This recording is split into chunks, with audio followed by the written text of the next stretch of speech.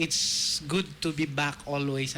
Actually, this is the first for this year, 2015. Yeah. Ito yung unang episode ng Tourism sa Hour. Sa Freeport Hour natin. Before I discuss yung part ko, I would like to introduce Miss Susan here from El Caballo. She'll be discussing about the El Caballo activities. Okay. Ma'am Susan. Hello, Ma'am Susan. Hello, good morning everyone. Magandang umaga po. I just want everybody to know that El Caballo is still andito lang po ang El Caballo. We've never closed. In fact, ang dami naming activities for the coming year. We are planning a relaunch. Actually, with the help of SBMA Tourism, Sir Rodel, before the end of January. But the bigger activity that we have or event that we have is called Unbridled at El Caballo. It is a fundraiser horse fest for Wildlife in Need Foundation. Majority of the proceeds will go to WIN, which manages El Caballo riding stables for SBMA. So sa ngayon po, we have a total of 21 horses, 13 of which are rideable. And we have 9 grooms that take care of the horses. And ini-invite ko po kayong lahat na bago man lang tayo mag-horse fest, mamasyal tayo sa El Caballo. Meron po tayong mga 1-hour rides, 30-minute rides. We are also open for birthdays, weddings, and any important occasion in our lives, pwede po nating i-spend yan sa El Caballo. In fact, in March, we have 2 big weddings, 500 packs each, one on March 18 and one on March 28. So medyo busy po ang El Caballo. So please feel free to drop by. Wala po tayong entrance fee. Hindi pa ho kami nagtataas ng rates. Ganon pa rin po ang rates namin. So everyone can enjoy. Mula sa babies, they can ride horses kasi lahat ng horses namin pag lumabas may mga kasama na siyang guide. So everybody is welcome to enjoy El Caballo Stables. Thank you. Ayun. DJ Tom, kasi akala nung iba, sarado na totally yung El Caballo. Yes. Or in fact, hindi naman. Hindi. Ewan ko sa inyo kung may balita kayo na nag-ooperate pa siya or hindi na. Well, actually, we promoted El Caballo kailan lang eh. Binabanggit namin yan kapag ang usapan na pupunta sa mga ecotourism destinations here inside the Subic Bay Freeport, along with the other destinations like Treetop Adventure, Ocean Adventure. Kasama yung El Caballo lagi sa binabanggit namin. Okay. For those who love horseback riding. Yeah. Yeah. Oo. Kasi parang It's a horse. nalilito yung tao dahil meron na ring El Caballo doon sa Clark.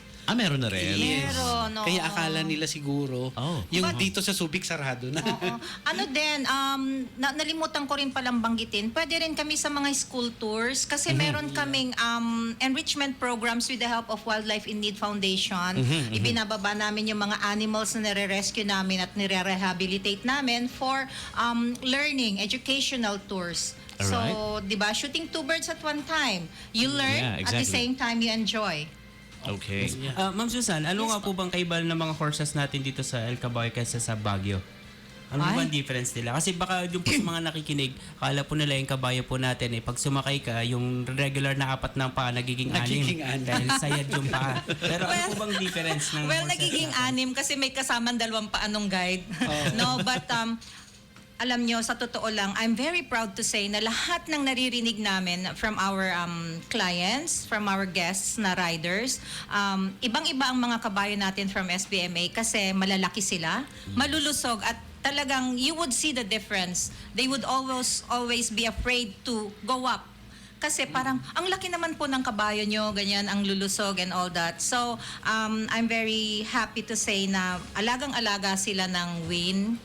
May vet kami, meron kami mga grooms, talagang may mga assigned na horses. So, yeah. Dati parang sinasabi po yata yung mga horses natin were Argentinian and Australian breed Yeah, horses, these ma'am? are all quarter horses na lang. Quarter horses na lang. But they're still looking good. In fact, nag-compete kami sa Clark nung These are the tall horses, ano? Yes, am I right? these are the really Thoroughbred. tall horses. Yes, yes. Yes. Okay. Yan yata yung mga naka-aircon pa. Naka-aircon. Hindi naman sila naka-aircon ngayon, but we really take good care of them. Talagang Oo. Nagko-compete sila eh. Nag-compete na sila sa Clark nung November. So you will see them competing again. Well, probably not competing, but doing a quadrille performance and show jumping competition sa February 28. That's a promise. Since I was a kid po, whenever it's Olongapo City Fiesta, nakikita ko noon, napapanood ko noon, sinasama sa parada yung mga Yeah. horses dito coming from El Caballo eh. Back then pa, hanggang I know. every year yun. During the last Fiesta Parade, sumama po ba uli sila? Hindi, na nakasama unfortunately, ngayon. hindi. Ah, Kasi okay. I've been working with El Caballo only since April. So, ngayon lang medyo nag-jumpstart uli yung talagang with the help of SBMA Tourism para maging active uli ang El Caballo. Oo. Actually, maraming plano, no? Especially, yung napag-usapan namin ni Ma'am Susan last time, na magkaroon sila ng Relaunch. teasers. Oo, tsaka teaser. Teaser. Dadalhin yung mga kabayo dito sa may boardwalk. No? Yes. Yung mga gustong mag-try or magpa-picture. Alright. Mga ganun Yeah, we yan. do that at Harbor Point, actually. Yeah, we've been doing that.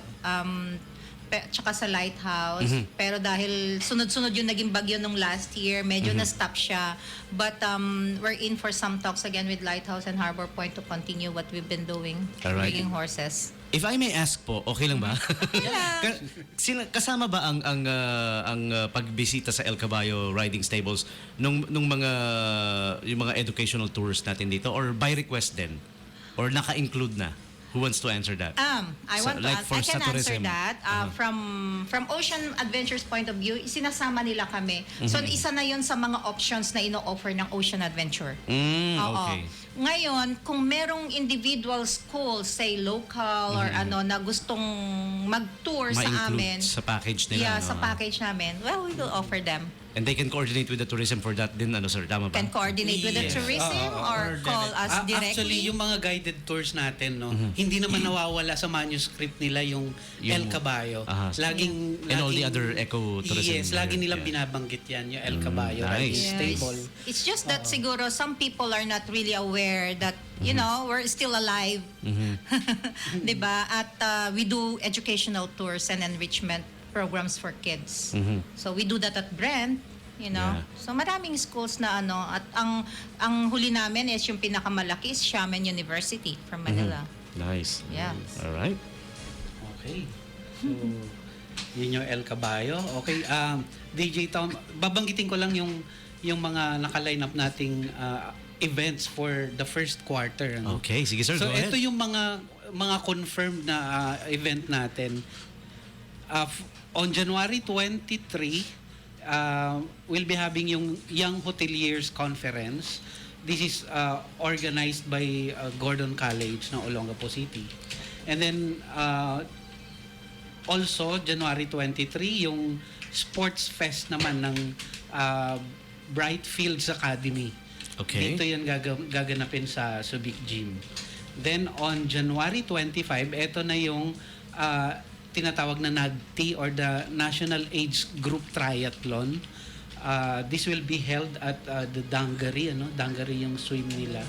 Yes, and then part ng NABMAG at saka ng Subic Bay Freeport Roads. Mamaya i-discuss further yung details nito. And then on February 12, yung 11 to 16, yung ating beach volleyball tournament. This is being organized by National Collegiate Athletic Association or the NCAA.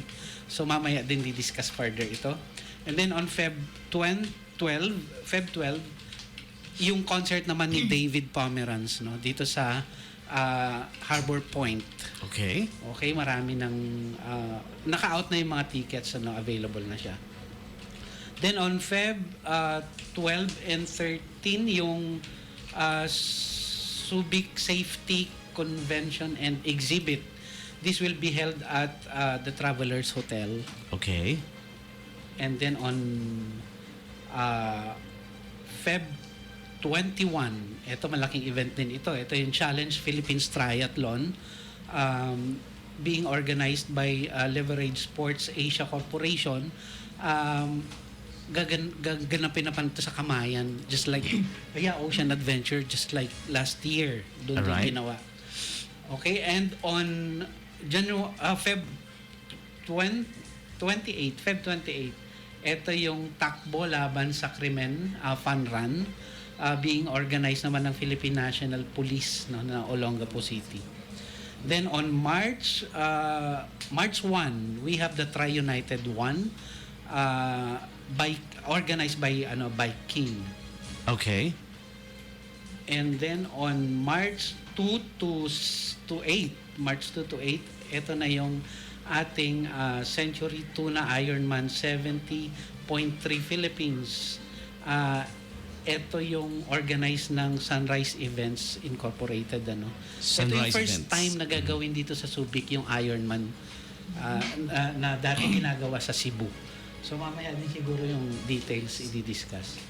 And then on March 7, also organized by Sunrise Events, itong Alaska Iron Kids Triathlon dito rin sa Subic gagawin. And then we have yung same date, March 7, yung mobile charity bingo party ng PAGCOR dito yan sa Subic Gym. Alright. Okay. And then on March 28, karamihan dito mga graduation na, DJ Tom. Aha. Hanggang katapusan ng March. Alright. So far yun yung mga confirmed na activities or events natin for the first quarter. And then yung details siguro, Rocky o si Fritz muna. Yeah. Tungkol din sa usapin sa NAGTI, actually ang National Age Groupers Triathlon is a triathlon event intended for beginners na triathlete. Limbawa, medyo nag-aalangan ka pa na sumali sa mga bigger race katulad ng Ironman, Challenge Philippines at saka ng ibang race ng Subic Bay International Triathlon. NAGTI is an event na intended for beginners. Katulad natin, Sir Tom, pwede mong umpisahan yan. Yeah. Same distance, pareho ng ang swim is usually 1.5 kilometers. Practice yun. Tapos 1.5 kilometers, 40 kilometers na bike, and 10 kilometers na run. Gagawin lang po ito ng isang tao. So bali ngayon ang ruta medyo inilalayo namin ng konti sa Subic Bay Central Business District. Bali ang swim is Dangaree, or formerly Dangaree, now Sons of Triboa, and probably baka ang Dangaree or Sons of Triboa will be the triathlon capital ng Subic Bay kasi majority ng mga triathlons dyan ginaganap except for Challenge Philippines na naka-contract ata sa Ocean Adventure for a few years. So, ganun. Ang swim is there, 1.5 kilometers, and then they'll bike papunta ng... this time dadaan po yata ng El Caballo. So, they tried na idaan sa El Caballo kasi in as much as possible, gusto naming madaanan yung mga tourism-related na facilities para pag may duman yung siklista, pagdaan nila, uy, meron palang ganito. It's some sort of promotions. Yun nga lang, medyo dadaan ng konti sa may Biniktikan hanggang sa sa may golf course. So one way lang naman yan, isang beses lang dadaan, and then iikot na siya pabalik ng teka, na-mix up ako. Ruta pala yun ng Tri-United 1. So ang challenge, ang NAGTI is along Argonaut Highway. Argonaut Highway lang, pabalik-balik lang. Tapos ang run is along San Bernardino papunta ng kay All Hands Beach. So yun, expected delegates mga siguro nasa 600 din. Mga ganun. Okay. So yun, yung sa Tri-United, yan, napagbaliktad ko na, same din, halos magkasunod lang din sila. Pero NAGTI is January 25, susunod ang Challenge Philippines. Ang Challenge Philippines, sir, is papunta ng Morong, Bataan. Ikot ang bike nila is 1.9 kilometers yung swim. Lalabas yan, sir, no? Yes, lalabas. Sa Ocean Adventure naman siya gaganapin. 1.9 kilometers. Tapos pupunta siya ng Bataan Nuclear Power Plant. Hopefully pagdaan nila sa nuclear power plant, gagana na yung power plant, di ba? Kasi medyo matagal lang din nagagamit. But anyway, so yun, ikot silang bike. Tapos bababa papasok sa Subic Bay. Tapos ang run is within the jungle, forested area ng Subic. So, ang kaganda nun, napopromote ang ecological system natin. Tapos at the same time, yung mga runners, tumatakbo na nasisilungan kasi sa gubat sila. And last year, may kasamang prince na dalawang prince na sumali. So, hindi pa natin alam kung may sasaling prinsipe. Prinsipe yata ng Bahrain. Bahrain, ganun ang magkakasabi. Bahrain. Hindi pwedeng Bahrain eh, Bahrain daw.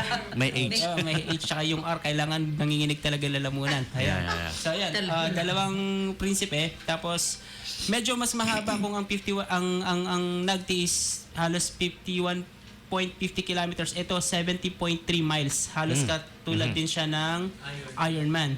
So magkaiba lang sila ng title kasi pero pares lang din naman sila ng race. So after ng challenge Ironman. So halos yun nga, sabi nga sa isang magazine sinabi nga ng Subic is the capital, triathlon capital ng Pilipinas. So we just so far as of today wala pa namang ibang kumukontra, subukan lang nila, di ba? Ganun yun.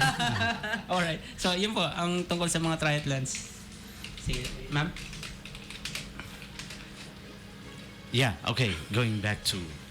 Ayun. Yeah. So, as you can see sa calendar of events natin, no. By the way, good morning muna sa lahat ng mga listeners ng Bay FM. So, it's going to be a very exciting first quarter for the tourism destination natin dito sa Subic Bay because there will be 4 triathlon organizers na talagang dito nila gustong ganapin yung event na yun because very unique yung mga courses na napili nila and talaga namang ganun din kaganda yung facilities kasi ng Subic Bay. Plus, sa prepared community, we have enough number of rooms to accommodate even yung mga members ng family ng mga athletes. Plus, we also have enough number of restaurants para i-cater lahat ng mga gustong sumama sa event na yun. Ano? I would also like to highlight, come February, yung Feb 11 to 16, 90th NCAA Beach Volleyball Tournament. Kasama ka doon last time, DJ. Yes po. Nag-host ka ng opening program nila. Yeah. So basically, there will be 10 competing schools, namely Jose Rizal University, Mapua Institute of Technology, Colegio de San Juan de Letran, Arellano University, College of St. Benilde, San Beda College, San Sebastian College, University of Perpetual Health, Emilio Okay. Aguinaldo College, and Lyceum of the Philippines. For the semis and elimination, it will be held at the Waterfront Boardwalk. And the four finals daw ng Feb 16, I think the Lighthouse Beach open area yung gaganapin. So, open to public po ito. Nakakatuwa na there will be 105 players and technical officials. So, sana po lahat ng mga kabataan or lahat ng mga talagang fanatics ng volleyball magpunta lang doon sa venue because this is going to be another round of exciting event. Hindi lang triathlon, hindi lang marathon. So, wini-welcome din natin ang beach volleyball. And of course, syempre, kailangan ma-highlight natin yung bisita natin ngayon na gusto uling i-promote yung tungkol sa Horse Festival. Yeah. Thank you. In addition lang to that, any sports that you wanna play, almost, no? Almost, no? We almost naman. Yes. We have it here, di ba? The facilities and the facilities are really, really great in excellent condition. Gusto like natin ng Subic i-welcome Gym. yun because we really wanted to prove na ang Subic Bay is kayang ganapin lahat ng mga gusto nyo, mga unique Event. activities and Activities, events. sports. Welcome yun. Yeah, we have it all for you. Parang SM lang, ano? Yes. All right, going back to El Caballo. Ayan. Yes. All right. Yun, i-promote Yes, po ma'am. natin, ma'am, ano yung Anything else you would like to add with Okay. regards to ano?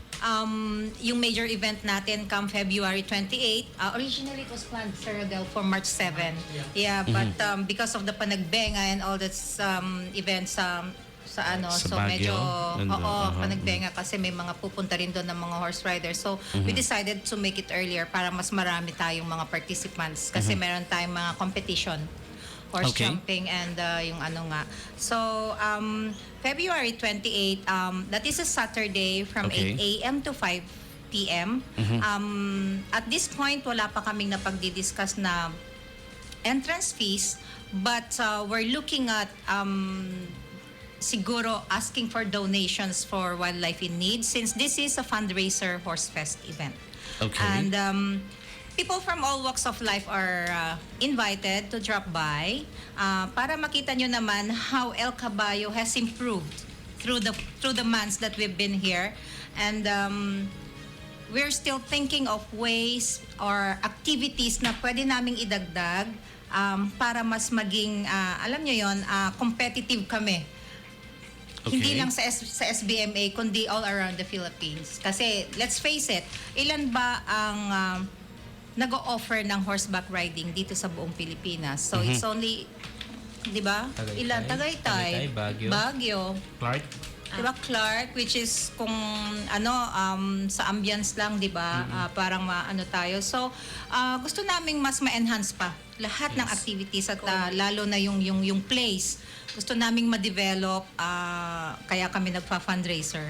Tsaka unique yung course niyo, madam, di ba? Hanggang sa Very. may loob ng forest. Yes, yes. Yung sa El Caballo El Caballo Waterfalls. Falls, yes. Yes. That's what makes it different from other... Yes, yes. Although hindi namin minamanage yung waterfalls Falls. mismo because it is by our brothers, Aita Brothers, di ba? Sila nagmamanage nun. But we promote it as well because it's part of El Caballo. Yes, ma'am. Yung Tsaka, trail ano na po yan, dinadaanan. Pag pumasok Yes. ka sa El Caballo, it's sort of tumulong na kayo sa wildlife in need, tumulong pa kayo sa mga Aita Brothers kasi Yes. it's a That's true. two place na isang activity pero dalawang Andun lugar na. ang natutulungan. Yes. Ganun. Sa mga tours nga namin, sa mga enrichment namin, kasama ang cultural ng Brothers Aita natin. Meron silang yung cultural activities na pre-present nila, yung dances and songs Yes, nila, yes. tapos yung arts and crafts nila, pati yung mga jungle survival skills. Sina-showcase din namin pag meron kami mga tours. So, sinasama talaga namin sila. Tsaka yung mga Aitas doon talagang mga kapatid nating katutubo doon. Talagang natural na katutubo, hindi yung Native. hindi nagpakulot, Hindi. nagpakulay. Talagang literally sila talaga yun. Yan. Hindi mo yata mapepeke yun, sir. Oh, hindi. Pero yun nga lang, medyo may mga kapatid tayong katutubo doon na huwag kayo maganap na may mga Aitas kasi talaga na medyo maputla na yung buhok. Nagpapakulay na rin. Nagpapakulay na. Pakulay. Pero nagpa-ribbon. Pero Nagpa-rebound. Yeah, pero yung mga kinukuha po namin talaga, mga katutubo Mga katutubo talaga. nila, Oo, yes. oo. Marami din silang mga arts and crafts na binebenta namin sa El Caballo. So, para matulungan din namin Oh, sila. that's good. That's nice. Tapos pag meron kaming large groups, isinasama talaga namin sila. As parang guide ninyo sa forest or... No, Aha. to perform. To perform, oh, okay. And to showcase their abilities in jungle survival, in arts and crafts making. Alam niyo yun. Tapos para na-educate din yung mga young ones natin na merong kultura pang ganito na, alam niyo yun, na na-pre-preserve dito sa SBMA. Kasi yung iba, di ba, mix-mix na lahat. Wala na yung mga puro-puro. So, Yeah. that's what we do. Also, we not only take care of horses and wildlife animals at Wayne or domestic animals na nire-rescue, Yes, ma'am. but we also try to help our Aita brothers. yes. So, tsaka on top of that, bonus doon yung may mga ibon na lumilipad-lipad. Ang dami, no? Ang gaganda. Kung bird watcher po kayo, ma-appreciate nyo yun dahil ang Yes. daming ibon po doon. Pero I'm amazed. kung pero first and foremost, syempre, El Caballo ang number one Yeah. attraction. Oh, yes. Yes. Bonus na lang yung mga ibon na yan, tsaka yung Tsaka mga yung magandang environment. yes. Oo, Tsaka yung oo. fresh air. Yeah, yeah. Yes, ma'am. Okay. Sir Tom. So before we proceed to the next, we have one more talking point, right? Oh, okay. That's the last of it? Yes, sir. I was about to say, we need to pause for the top of the hour station break. Well, if that's the last talking point, maybe we could wrap things up right now. Anything else you guys would like to add before we wrap things up for the Freeport Hour? Yan, mga huling pagbati or kasama na yung pagbati. And We would just like to promote na since send out naman namin to the fullest yung mga calendar of activities, and then we have already identified kung ano yung mga open to public. So sana po magkaroon ng chance and opportunity yung mga locals natin, residente, mga ibang turista na i-highlight yung Alright. Subic Bay as a destination, not only for tours, tapos paggamit ng attractions, but because we also welcome yung mga sporting events na ganito, na napakagandang opportunity talaga na And- ma-highlight at mapapromote ang Subic Bay as a whole. And we always need to have a copy of the latest. Lagi naman. Kayo And pa. opo, and yung El Pwede Caballo, wala. opo, yeah. And yung El Caballo then maybe like your latest flyers, your latest Yes, list of we will. activities. We're yeah. coming up with a new set of flyers, and I will be handing out, hopefully pagdating ni Miss Gail from America, she's there for a week. So, Alright. nasa CAD namin sa Ocean Adventure. So, once again, mga kababayan, drop by po kayo sa El Caballo or sa Wildlife in Need Foundation, because if you help Wildlife in Need Foundation, then you help the horses at El Caballo. Yeah, so, definitely. Thank you. Okay, Sir Fritz. Alright, so thank you for listening to us. Come and visit Subic. And of course, visit El Caballo Riding Stable. So, yun po. Magandang umaga. All right, Sir Rodel. Thank you once again, DJ Tom. Alright. Gusto ko lang batiin yung nag-celebrate ng anniversary Uy! yesterday. Other than Miss Rocky. Congratulations! Kahapon yun. Anniversary. Yes, wedding anniversary. Wedding nila. anniversary. Yes. And Wow. still counting down. Wow. Shoot. 12 years. Wow, 12 years. Yan. Ang tagal na. Tama na, hindi, joke lang. Congratulations, congratulations. Yes, God bless you. Ayun, thank you. Ayan. DJ. Okay po, thank you for dropping by. Hanggang sa susunod na edisyon ulit ng The Freeport Hour featuring the SBMA Tourism Department every third Thursday of the month. Ayan. Third Tuesday, I'm sorry, not third Thursday. Third Tuesday of the month.